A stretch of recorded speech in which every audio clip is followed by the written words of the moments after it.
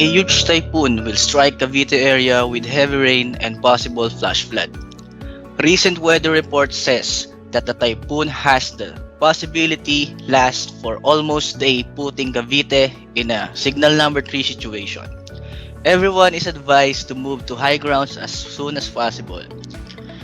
Welcome to the first episode of Lasallian Advocates. This channel is all about giving tips and information for disaster readiness. Today, we are going to talk about how to prepare for typhoon before, during, and after its landfall. First, it is very important to listen to the weather reports posted by Pag-asa days before the typhoon hits. It is much better if you are knowledgeable about the strength and gustiness of the typhoon. Inspect your house for possible leakage in the walls or in the roof. Clean up the drainage system in your house. Make sure that the water continuously flow and avoid flash flood. Immediately store an ample amount of ready-to-eat food like canned goods and enough water that will last for a few days. Canned goods are helpful especially if cooking is no longer possible. If you have a second floor or third floor or somewhere elevated in your house, this is the best place to store any electrical appliances and gadgets. Do not forget to charge your gadget and power banks at full capacity. If evacuation is needed, cooperate properly with a person in authority, for they are more knowledgeable for this situation. Always maintain composure and avoid panicking throughout the whole process of evacuation.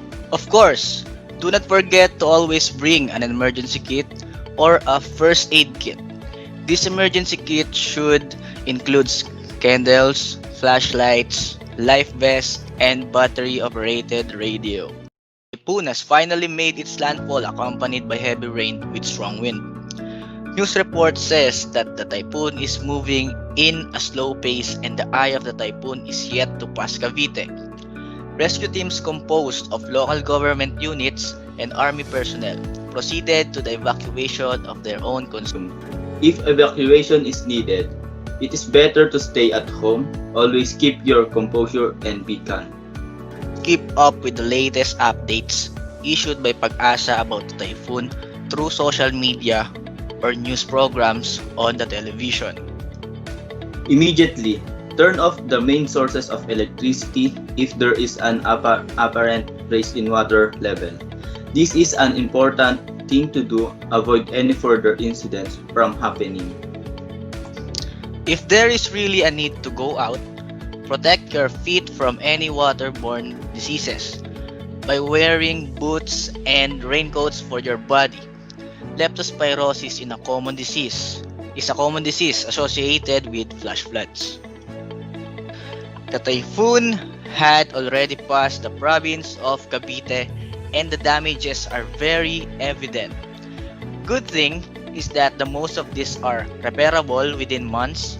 The most important thing is that there are zero casualties in the province.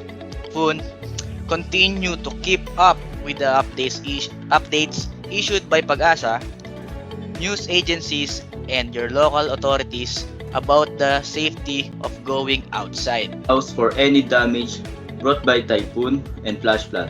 If there is indeed of damage, check the severity and consult with local authorities about the safety and continuing to live there. Watch out for any debris and live wires that are scattered in the road. It is important to be vigilant in situations like this. Continue to wear protective gears such as boots aside from the hazardous debris that are scattered. Waterborne diseases like leptospirosis is still possible after the typhoon. Clean up your house and your backyard. Dispose any materials that were destroyed by the typhoon. Formation of water puddles in the backyard should be cleaned after to avoid having any breeding ground for mosquitoes. Preparedness is important and can go long ways, especially for a country like the Philippines that is a part of Pacific Ring of Fire.